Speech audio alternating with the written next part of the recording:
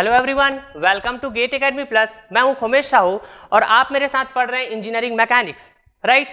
और अभी हम इस सब्जेक्ट में पढ़ रहे हैं that is the module 2 coplanar concurrent force system, right. तो चलिए मैं इस मॉड्यूल 2 का लास्ट टॉपिक डिस्कस करने वाला हूं और जो कि बहुत ही इंपॉर्टेंट टॉपिक होने वाला dear, that is nothing but the Lami's theorem, right. तो चलिए बात करते हैं क्या होता है लैमिस थ्योरम, राइट। ये जो लैमिस थ्योरम है डियर, बहुत ही स्पेशल केस होने वाले हैं for the 3 equilibrium forces, right. और बहुत ही इंपॉर्टेंट टॉपिक है डियर, क्योंकि most of the problem static के जो मोस्ट ऑफ द प्रॉब्लम है इस लैमिस थ्योरम से सॉल्व हो जाते हैं। तो बहुत ही इसको केयरफुली समझना है डियर, ध्यान से समझिएगा, ओके।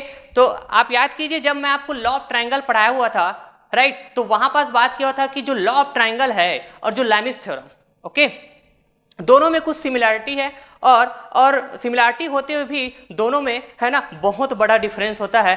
दैट मीन्स यदि हम एप्लीकेशन वाइज बात करें कि लॉ ऑफ ट्रायंगल को किस पर्पस यूज करते हैं और लैमिस थ्योरम को किस पर्पस यूज करते हैं, तो जैसा कि आपको पता है डियर कि लॉ ऑफ ट्रायंगल का यूज हम 2 कंकरेंट फोर्सेस का रिजल्टेंट फाइंड आउट करने के लिए करते थे, बट यहाँ पास लैमिस थ्योरम का यूज करने का जो पर्पस होने वाला है कुछ अलग ही होगा। तो चलिए देखते हैं कि ये लैमिस थ्योरम का यूज हम क्यों करने वाले हैं। तो सबसे पहले हम बात करते हैं कि क्या होता है लैमिस थ्योरम का स्टेटमेंट क्या कहता है, राइट।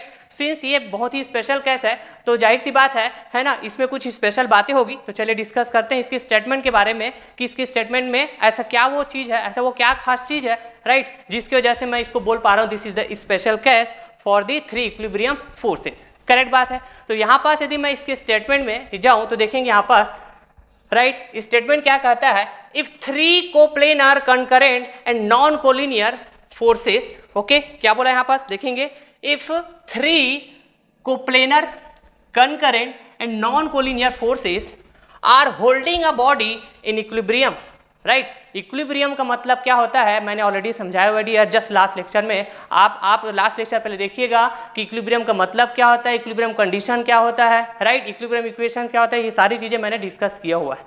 करेक्ट बात है। तो पहले आप लास्ट लेक्चर देखिए, वहां पर समझिए कि इक्विलिब्रियम का मतलब क्या होता है, देन यहां पर आप जो है इस लैमिस थ्योरम की तरफ जाइएगा। करेक्ट। तो according to Lami's theorem the statement is if the 3 coplanar concurrent and non collinear forces are holding a body in equilibrium, right, then each force is directly proportional to sine angle between 2 remaining forces।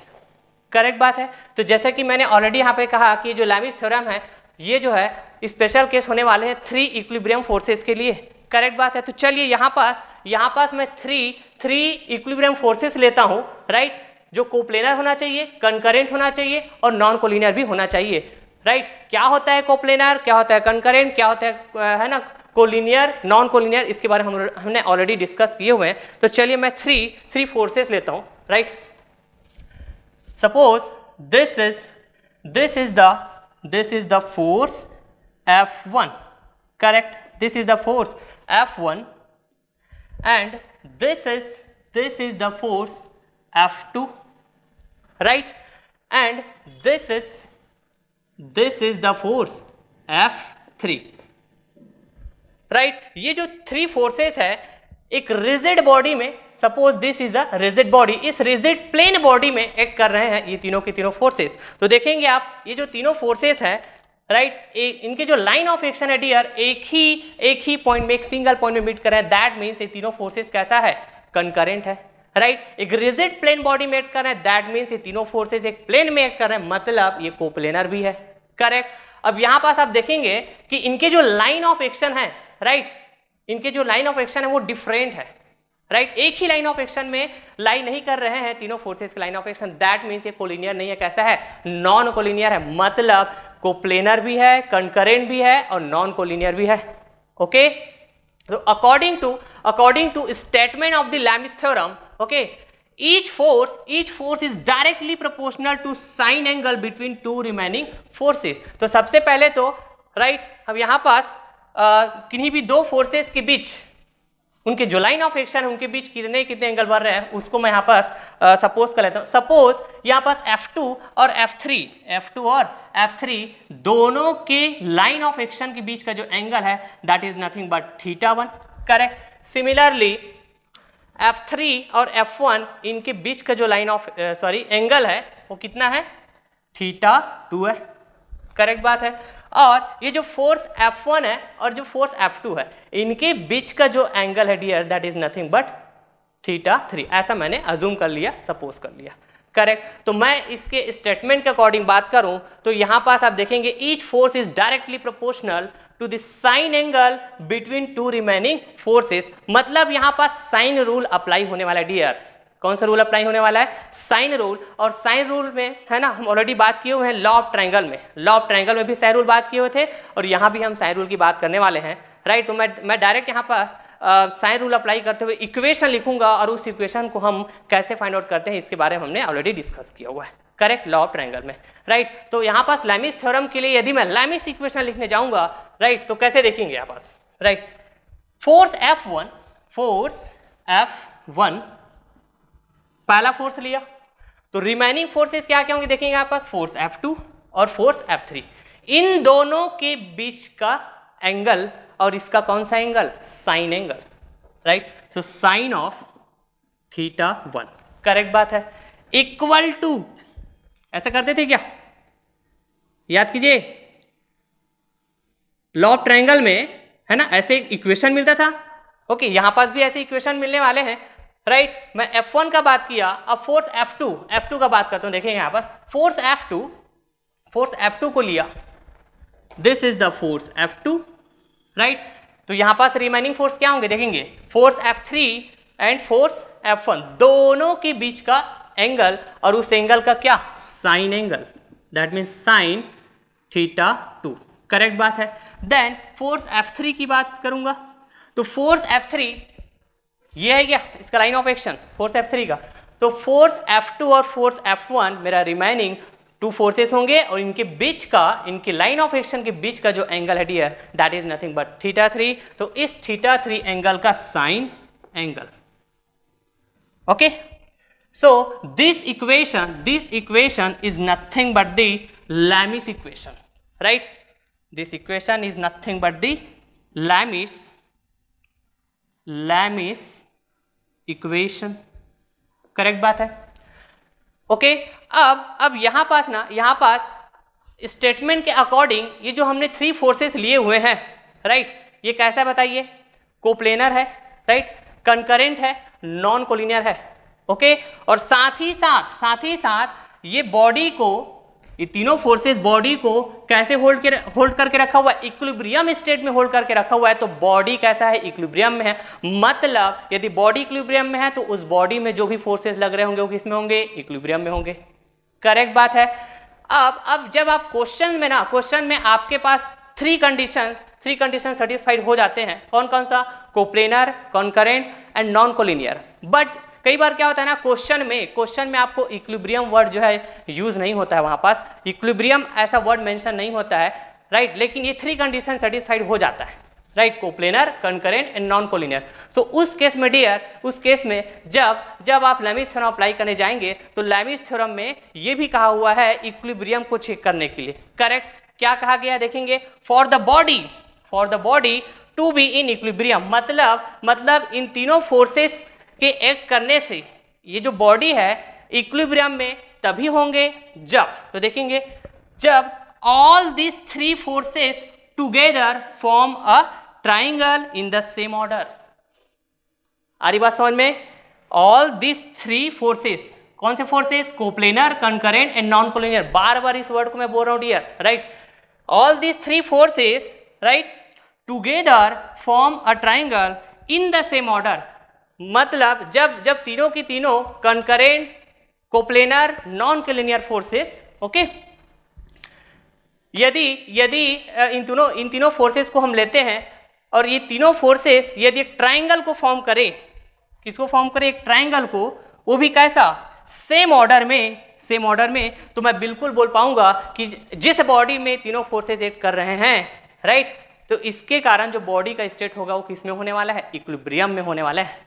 तो चलिए check करके देखते हैं, इन तीनों forces को मैं same direction में लेता हूं, राइट, किसमें लूंगा, सेम डायरेक्शन में, और मैं चेक करता हूं कि ट्राइंगल फॉर्म होता है कि नहीं होता है। करेक्ट बात है। तो सबसे पहले सपोज मैं फोर्स F2 को जिस डायरेक्शन में एक्ट कर रहे हैं, राइट, उसी डायरेक्शन में, ओके, उसके लाइन ऑफ एक्शन को यदि मैं ऐसे ड्रॉ करूं तो देखेंगे आप यहाँ पास this is the force F2, this is nothing but the force F2, correct.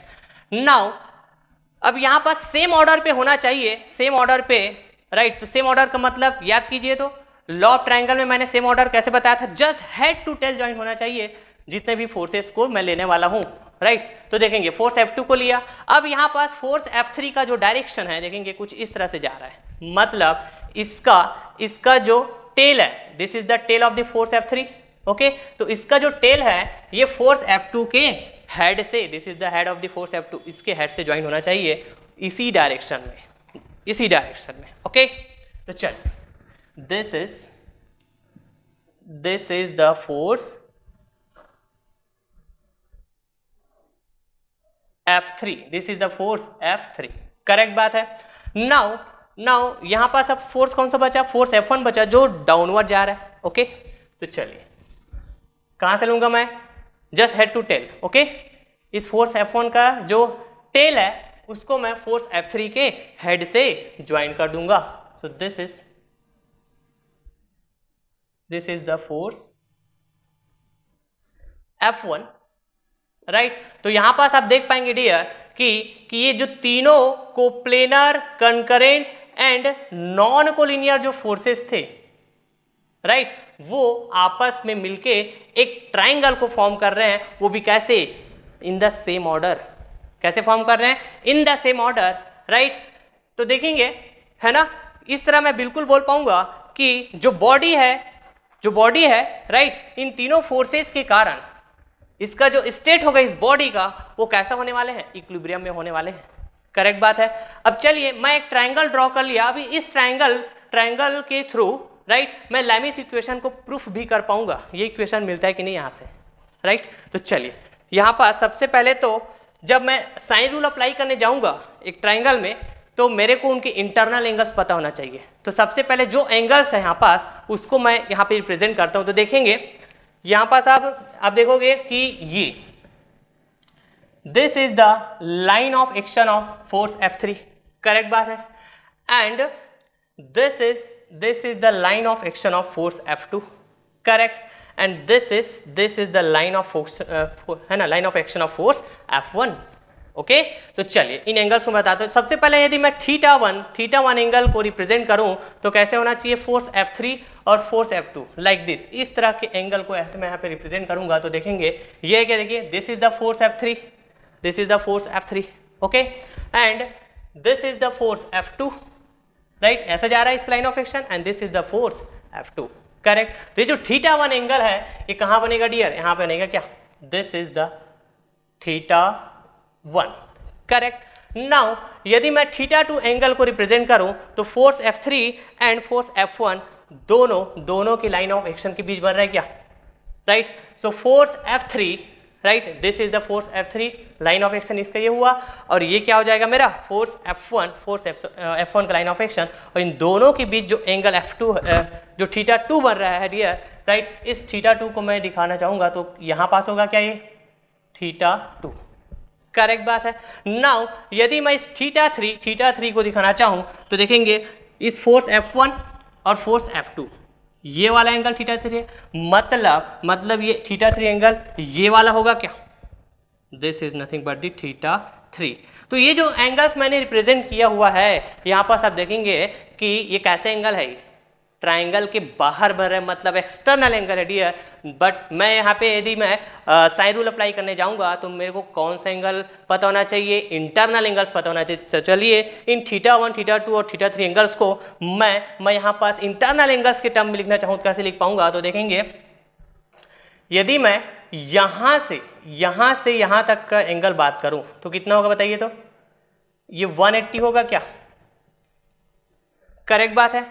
इस 180 में ये वाला एंगल जो क्या है थीटा 1 है, राइट, इसको मैं रिमूव कर देता हूं, राइट, तो ये वाला एंगल मिल जाएगा क्या, करेक्ट बात है।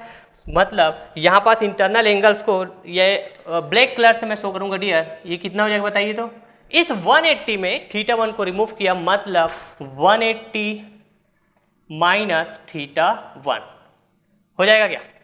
ओके। सिमिलरली यहां पास यदि मैं बात करूं, ये वाला एंगल कितना होगा बताइए? तो इस 180 में इस θ2 को रिमूव कर दूंगा, मतलब ये यहां का इंटरनल एंगल पता चलेगा, दैट मीन्स 180 माइनस θ2। करेक्ट बात है ना? यहां का इंटरनल एंगल यदि मैं बताना चाहूं तो इस θ3 को इस 180 से माइनस कर दूंगा, मतलब ये हो जाएगा मेरा 180 माइनस θ3। करेक्ट।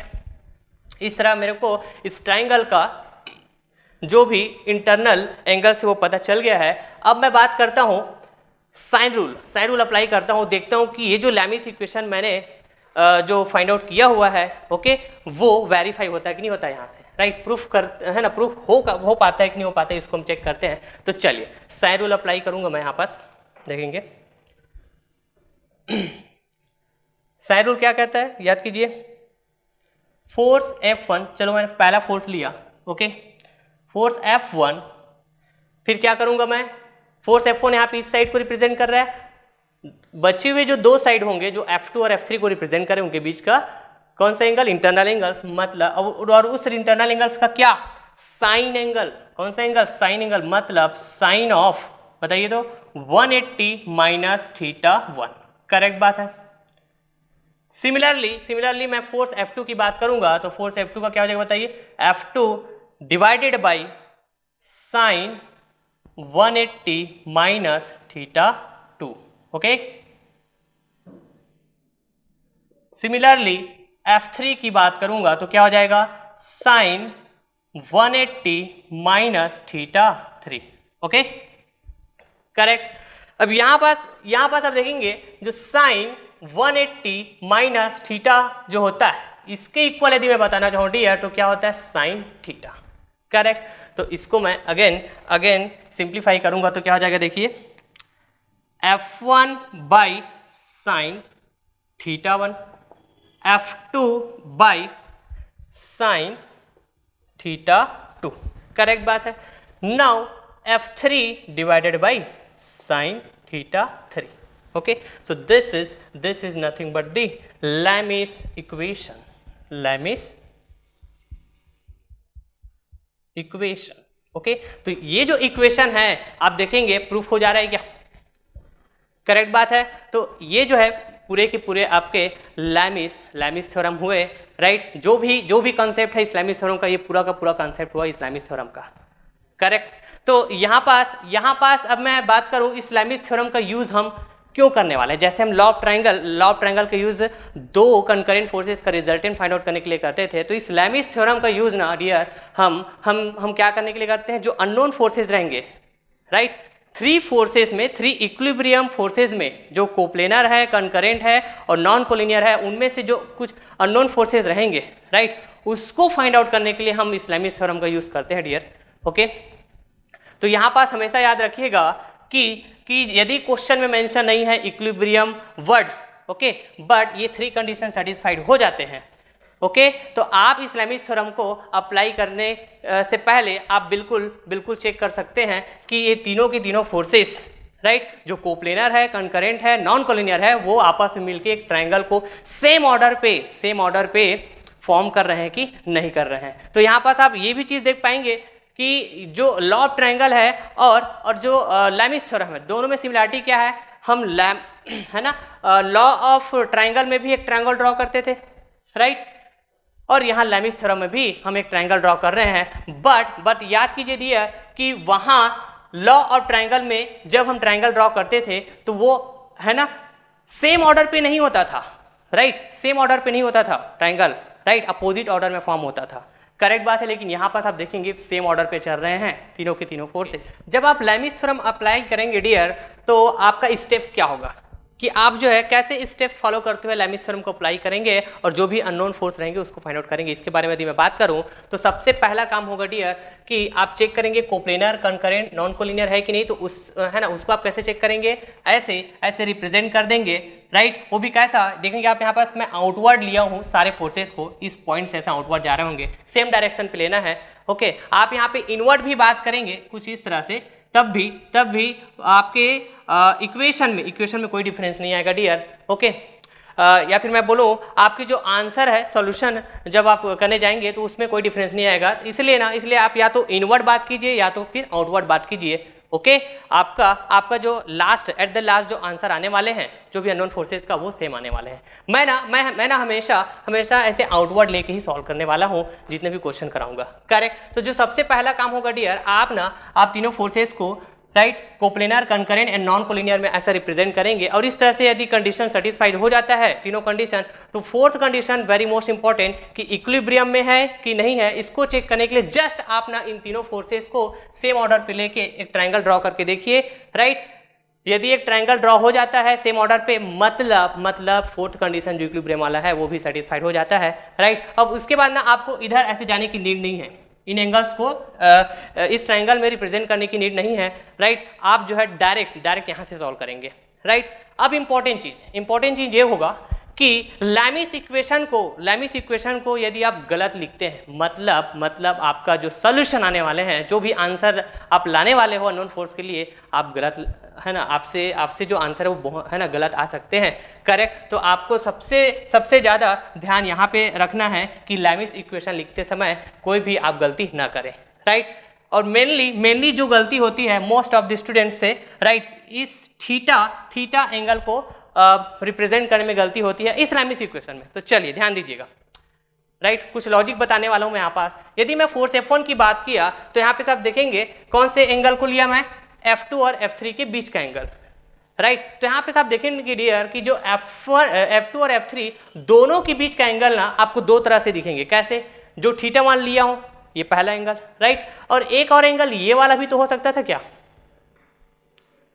समझ पा रहे हैं क्या? जो रेड कलर से शो किया ये वाला भी तो F2 और F3 दोनों के बीच का एंगल हो सकता था, लेकिन इसको मैंने क्यों नहीं लिया? तो यहाँ पास एक लॉजिक आपको बताने जा रहा हूँ डियर। मैं देखेंगे ये जो फोर्स का जो डायरेक्शन है F1 की जब मैं बात करूंगा, राइट, तो ध्यान दीजिएगा एंगल को हम कैसे करेक्ट एंगल लेंगे। तो ये जो फोर्स F1 का जो डायरेक्शन है डाउनवर्ड जा रहे हैं, राइट। तो यहाँ पास यदि मैं ये वाला एंगल लेता हूं ना, तो ये जो एंगल है इस फोर्स के जो डायरेक्शन में जा रहे होंगे उस लाइन ऑफ एक्शन को क्या कर दे रहा है, ये कट कर दे रहा है। तो ऐसे वाले एंगल को आपको नहीं लेना है ना, जिस डायरेक्शन में फोर्स का जो डायरेक्शन जा रहा होगा, राइट, उसके लाइन ऑफ एक्शन को कट कर दे। इसलिए हम कौन सा लेंगे एंगल लेंगे? हमेशा अपोजिट वाला। समझ पा रहे हैं क्या?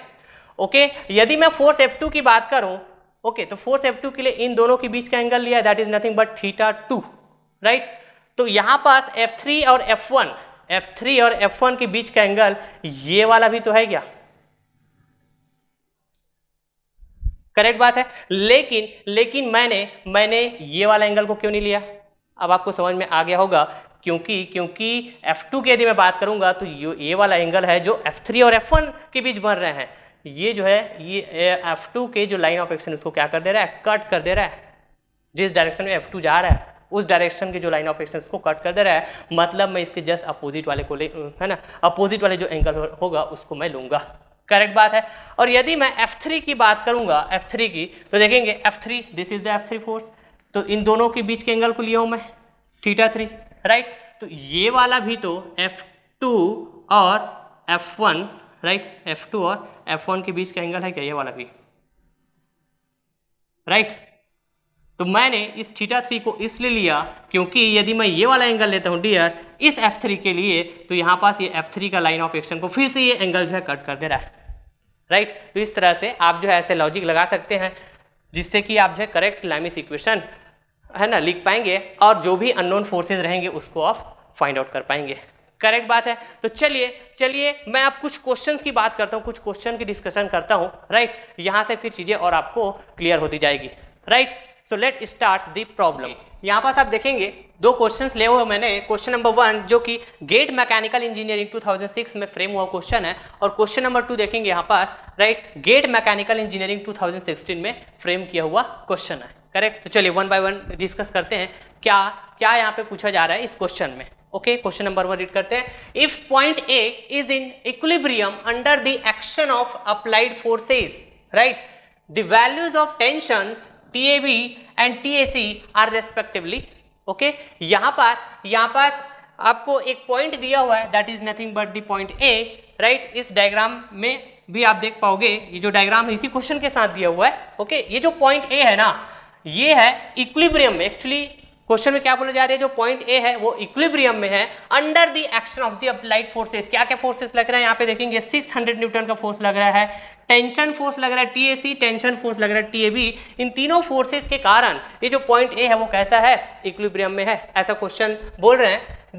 देन आपको फाइंड आउट करनी है इन टेंशंस की वैल्यू फाइंड आउट करनी है आपको। Tension that is nothing but the tensile force, मतलब टेंशन एक तरह का फोर्स होता है, करेक्ट। आपके पास 4 ऑप्शंस है। Option A, right, 520 newton and 300 newton, right. Option B 300 newton and 520 newton, okay. Option C 450 newton and 150 newton. Option D 150 newton and 450 newton, correct बात है। तो यहाँ पास ये जो TAB और जो TAC की वैल्यू है उसको आपको उस क्रम में बताना है, राइट, जिस क्रम में आपको पूछा हुआ है। मतलब ये पहला वाला जो वैल्यू ऑप्शन में वो कैसा होने वाला आपका TAB की वैल्यू, और जो दूसरा वाला जो है इसी ऑप्शन में, राइट, वो TAC की वैल्यू होना चाहिए, राइट। इसी क्रम में आपको यहाँ पे आंसरिंग करना है। तो देखेंगे यहाँ पास इस क्वेश्चन में ना, इस क्वेश्चन में पूरा का पूरा चीजें हमें क्लियर हो पा रहा है कि जो तीनों की तीनों फोर्सेस हैं जो इस पॉइंट ए में एड कर रहे हैं वो कैसा है, कोप्लेनर है, कनकरेंट है, नॉन कोलिनियर है, और साथ ही साथ यहाँ पास इन तीनों फोर्सेस के कारण ये जो पॉइंट है वो कैसा है, इक्विलिब्रियम में। मतलब जो भी कंडीशन है लैमिस थ्योरम के लिए क्या सेटिस्फाइड कर रहा है, क्या बिल्कुल कर रहा है। तो मैं लैमिस थ्योरम का बिल्कुल यूज कर पाऊंगा और जो भी अननोन फोर्सेस है उसको मैं फाइंड आउट कर पाऊंगा, ओके। तो सबसे पहला जो काम होगा मेरा सॉल्यूशन में, ओके, कि इन फोर्सेस का आपस में जो एंगल बन रहा है उसको फाइंड आउट करना, करेक्ट। तो चलिए, this is the horizontal axis and this is the vertical axis, correct बात है। तो यहां से आप देखेंगे if this angle is 60, so this angle is how much, 30 होगा क्या, बिकॉज दो म्यूचुअली परपेंडिकुलर एक्सिस के बीच का जो डायरेक्ट एंगल होता है that is nothing but the 90 degree. यदि ये 60 है तो 60 में कितना ऐड करूं कि 90 हो जाए, 30, करेक्ट बात। सिमिलरली यहाँ पास यदि मैं बात करूं this angle is 30 degree, so this angle is how much, 60 degree, correct. मतलब यदि मैं TAB और TAC के बीच की बात करूं तो एंगल कितना होने वाला है, 90 डिग्री हो जाएगा ना। 60 plus 30 how much, 90 degree, correct बात है। नाउ यहाँ पास अब मैं बात करूं तो ये हॉरिजॉन्टल एक्सिस और ये जो 600 न्यूटन का जो फोर्स है वो इस वर्टिकल एक्सिस के अलोंग एक्ट कर रहे हैं क्या। मतलब यहाँ का एंगल जो कितना होना चाहिए, 90 डिग्री होना चाहिए। सिमिलरली यहाँ का भी एंगल कितना होना चाहिए, 90 डिग्री। लेकिन मेरे को कौन सा एंगल पता होना चाहिए, फोर्सेस के बीच की, फोर्सेस की लाइन ऑफ एक्शन की। तो यहाँ पास एंगल की मैं बात करूँ तो 90 plus 60 how much, 150, okay, this is 150, correct. Now यदि मैं AC और 600 न्यूटन के जो फोर्स है इनके बीच के एंगल की बात करूं so this angle is how much, 90 plus 30 120 degree, correct बात है। तो मैंने अपना जो काम था कि फोर्सेस के बीच का जो एंगल है उसको फाइंड आउट कर लिया, राइट। और यदि मैं यहाँ पास इसको अलग से दिखाऊं तो कैसे दिखा पाऊंगा, इनके बीच का एंगल 90 डिग्री, ओके, इनके बीच का एंगल 150 डिग्री और इनके बीच का एंगल कितना, 120 डिग्री, करेक्ट बात है। अब मैं बिल्कुल यहाँ पर लैमिस थ्योरम अप्लाई कर पाऊंगा, लैमिस इक्वेशन लगा पाऊंगा। So according to Lami's equation, okay, each force is directly proportional to the sine angle between the remaining forces, पता है आपको। तो चलिए कैसे लेना है एंगल, आपको पता है। देखिए यहाँ पास TAC की यदि मैं बात करूं, TAC, राइट, TAC के लिए यदि हम बात करें तो दिस इज TAC, तो TAB और 600 ये दोनों के बीच का ये वाला एंगल लूंगा क्या, ये वाला क्यों नहीं लूंगा, क्योंकि ये लाइन ऑफ एक्शन को कट कर देगा, करेक्ट बात है। तो कौन सा एंगल लूंगा मैं, 150, मतलब साइन 150 डिग्री, ओके।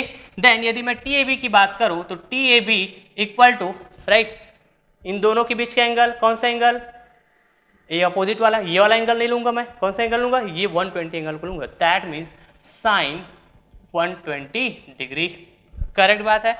अब इस 600 की बात करूं तो इन दोनों के बीच का एंगल कौन सा एंगल, ये वाला लूंगा, ये वाला नहीं लूंगा। ओके, तो कौन सा एंगल हो जाएगा 90 डिग्री, मतलब 600 divided by sine 90 degree. Okay, and sine 90 की मैं बात करूं, sine 90 equal to how much, 1 होता है क्या, करेक्ट। तो चलिए अब यहां पास मैं क्या करूंगा, दो टर्म्स लेके मैं इक्वेशन फॉर्म करूंगा और जो भी अननोन वैल्यूज है उसको मैं क्या कर लूंगा, फाइंड आउट कर लूंगा। करेक्ट बात है। तो ये आपकी चॉइस है कि आप किस तरह लेते हैं। ये तीनों टर्म्स जो है आपस में इक्वल है, तो मैं क्या करता हूं, है ना, इन दोनों टर्म्स को एक इक्वेशन बनाया, करेक्ट, और उसके बाद ना इन दोनों टर्म्स को इक्वेशन बना दिया, करेक्ट। तो यहां से मैं TAB की वैल्यू फाइंड आउट कर पाऊंगा, ओके, और यहां से मैं क्या फाइंड आउट कर पाऊंगा, TAC की वैल्यू, राइट। कैसे फाइंड आउट करेंगे, तो देखिए TAC equal to, right, TAC की यदि मैं बात करूं, इसकी बात करूं, ओके, तो ये वाला और ये वाला टर्म, मतलब 600 divided by sine 90 how much, 1, okay. Then इस साइन 150 को इधर लाऊंगा तो इसके साथ मल्टीप्लाई हो जाएगा क्या, साइन 150 डिग्री, ओके। तो यहाँ से मेरे को TAC की वैल्यू पता चल जाएगी, ओके।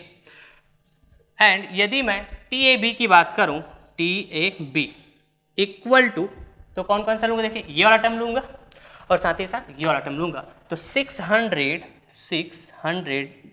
डिवाइडेड बाई कितना होगा जी ना, sine 90 how much, 1,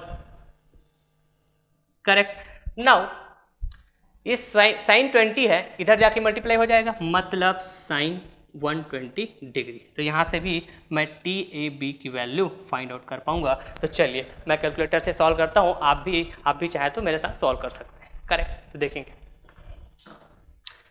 600 divided by 1 into sine 150, correct. तो यहाँ पास जो TAC की वैल्यू है 300 मिल रहा है मेरे को, 300। अभी किस में होगा बताइए, इसका जो यूनिट है वो किस में होगा, न्यूटन में होगा क्या, बिकॉज ये जो 600 है वो किस में है, न्यूटन में है, करेक्ट बात है। तो यहाँ पास ये जो है किस में होने वाले, न्यूटन में होने वाले हैं। यदि मैं यहाँ पास TAB की बात करूँ, tension TAB will be how much, and this will be 519.61, और इसको मैं अकॉर्डिंग टू क्वेश्चन, राइट, जो ऑप्शन है उसके अकॉर्डिंग यदि बात करूं तो 520 मैं इसको इक्विवेलेंट लिख पाऊंगा, करेक्ट बात है। So this is the tension TAC that is equal to 300 newton, and this is the tension TAB that is equal to 520 Newton. तो चलिए चेक करते हैं, हमको फाइंड आउट करना था क्या, TAB की वैल्यू कितने फाइंड आउट किए देखेंगे, 520, okay, this is 520, and TAC equal to कितना देखेंगे, 300 न्यूटन, 300 न्यूटन।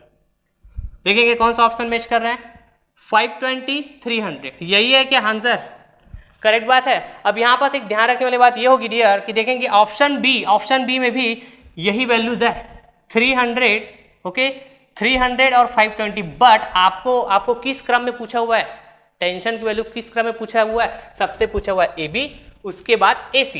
तो AB और AC के क्रम में देखेंगे तो 520 और 300 ये ऑप्शन A ही मैच कर रहा है। ये वाला कैसा है, AC और AB इस क्रम में, अपोजिट क्रम में, तो आपका करेक्ट आंसर क्या हो जाएगा, ऑप्शन A, करेक्ट बात है। नेक्स्ट क्वेश्चन की बात करते हैं, ओके।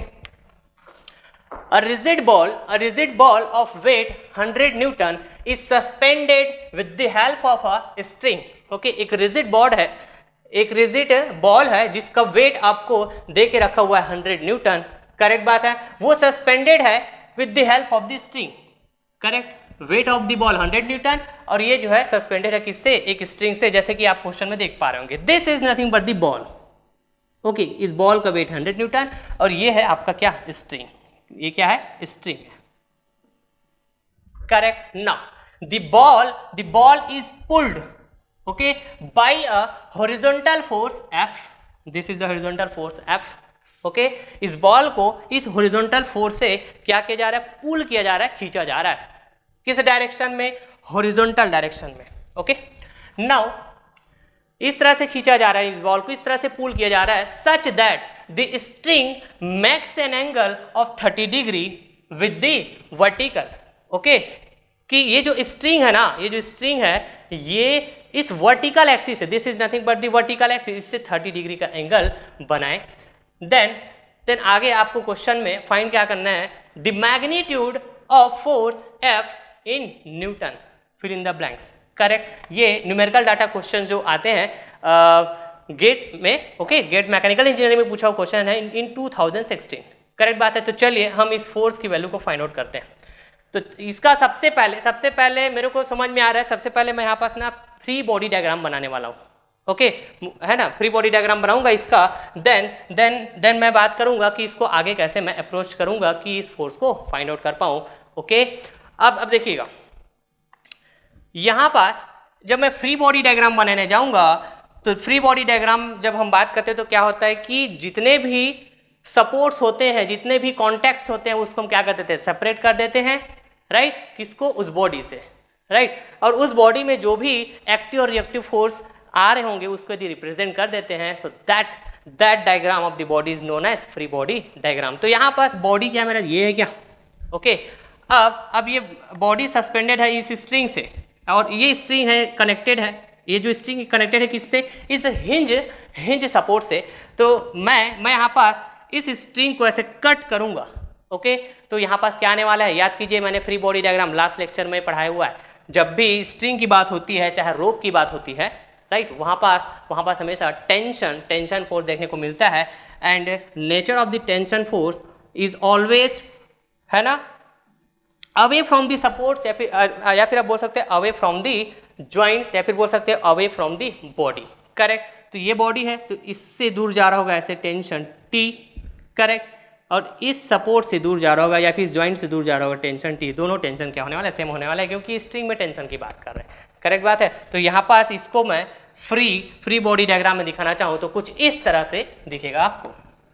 करेक्ट, तो देखेंगे यहाँ पास तीन फोर्सेस हैं, तीनों के तीनों फोर्सेस मैं यहाँ पे देख पा रहा हूँ। कैसा ये कंकरेंट है, कोप्लेनर है, ओके एक ही प्लेन में एक्ट कर रहे हैं ना, दिस इज द बॉल, एक ही प्लेन में इस बॉल में ही एक्ट कर रहे हैं, राइट कंकरेंट है, कोप्लेनर है और साथ ही साथ कैसा ये नॉन कोलिनियर है। लेमिस थ्योरम मैं यहाँ पे अप्लाई कर सकता हूँ ऐसा मेरे को लग रहा है। और एक और कंडीशन सेटिस्फाइड होना चाहिए थी, इक्विलिब्रियम है क्या, क्वेश्चन में कहीं पास इक्विलिब्रियम वर्ड दिख रहा है क्या आपको, नहीं दिख रहा है ना। जैसे कि हमने क्वेश्चन नंबर 1 किया हुआ था तो ऑलरेडी यहाँ पास क्वेश्चन में मेंशन था इक्विलिब्रियम में है।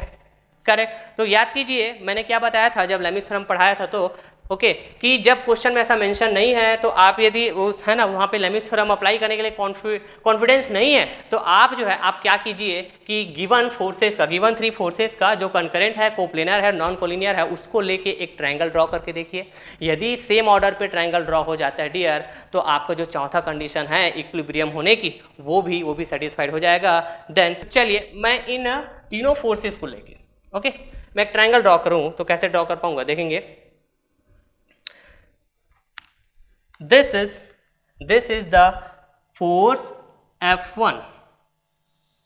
This is the force F, not F1, force F, correct. Then यहाँ पास मैं टेंशन फोर्स को यहाँ पे बात करूंगा तो कुछ ऐसा जा रहा है क्या, तो सेम ऑर्डर पे लेने के लिए कैसे करते हैं अपन, याद कीजिए ऐसा कुछ करते हैं क्या, head to tail joint, this is the tension T. Correct, अब देखेंगे ये जो बॉल का वेट है 100 न्यूटन वो कैसा आ रहा है, डाउनवर्ड आ रहा है नीचे, दिस इज द वेट, कितना है जी बताइए, 100 न्यूटन। करेक्ट बात है। तो आप देखेंगे यहाँ पास इन तीनों फोर्सेस को लेकर यदि मैं फ्री बॉडी ट्रायंगल ड्रॉ करने जाता हूँ तो सेम ऑर्डर पे ना एक ट्रायंगल मिल जाता है। मतलब ये जो गिवन सिस्टम है, राइट, या फिर ये जो गिवन बॉडी है, बॉल है, वो कैसा है, इक्विलिब्रियम में है। मतलब मैं यहाँ पास लेमिस थ्योरम बिल्कुल अप्लाई कर पाऊंगा डियर, राइट। अब लैमिस थ्योरम अप्लाई करने के लिए सबसे पहला काम जो होता है कोप्लेनर, कंकरेंट और नॉन कोलिनियर फोर्सेस को ऐसा रिप्रेजेंट करना, वो मैंने कर दिया। सेकंड काम होता है कि इनमें फोर्सेस के बीच का जो एंगल है वो कितना है। तो चलिए इसको फाइंड आउट करते हैं। यहीं पास आप देखेंगे, सबसे पहले क्वेश्चन में ही बात करता हूं मैं, ध्यान से देखिएगा। This is the horizontal direction, this is the vertical direction. यहां का एंगल कितना है, 90 डिग्री है, करेक्ट। अब देखिएगा ये वाला एंगल यदि 30 डिग्री है इस वर्टिकल एक्सिस के साथ, तो ये वाला भी कितना होना चाहिए, 30 होना चाहिए क्या। कैसे, तो चलिए यहां पे देखिएगा, यहां पर आप देखोगे तो एक ट्राइंगल ऐसे फॉर्म होता हुआ दिखेगा, दिखेगा कैसा, देखिए ये यहाँ पे 90 डिग्री बन रहा है क्या, right angle triangle, this is 90, okay. So एक ट्राइंगल का तीनों एंगल का यदि सम करोगे इंटरनल एंगल से, कितना होना चाहिए, 180 डिग्री। 90 + 30 कितना है, 120।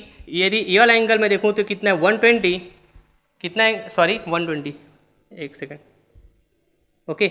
यहाँ पर आप देखेंगे 90 + 30 कितना हो जाएगा, 120, ओके। तो 180 डिग्री होने के लिए इस 120 में कितना ऐड होना चाहिए, 60 डिग्री होना चाहिए क्या, मतलब ये वाला एंगल कितना है, 60 डिग्री, करेक्ट। अब यहाँ पास ये वाला एक्सिस और ये वाला एक्सिस आपस में म्यूचुअली परपेंडिकुलर डायरेक्शन में है, मतलब ये आपस में कितना एंगल में होना चाहिए, 90 डिग्री में होना चाहिए, राइट। तो यहाँ से यहाँ 60 है, तो 90 होने के लिए इसको कितना होना चाहिए, ये वाले को 30 डिग्री, करेक्ट बात है।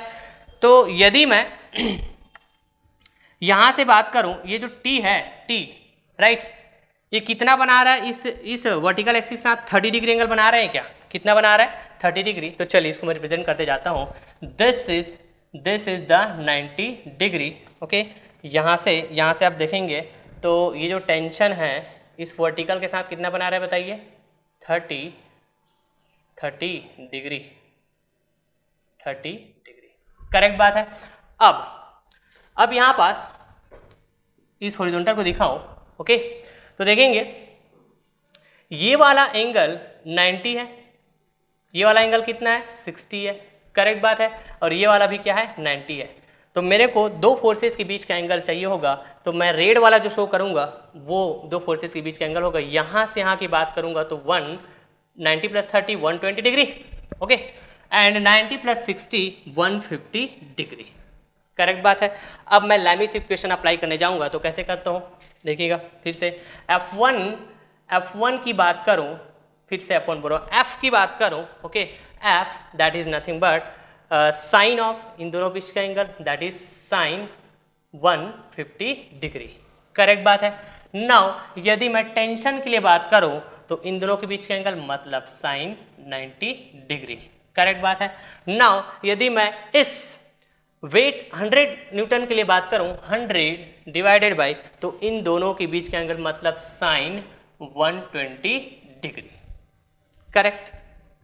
अब दो टर्म्स लेके दो इक्वेशन बनाऊंगा, जो भी अननोन है उसको फाइंड आउट कर पाऊंगा। मेरे को सिर्फ फाइंड आउट करने के लिए पूछा जा रहा है पास फोर्स, ओके, और मैं चाहूँ तो यहाँ पास टेंशन, राइट।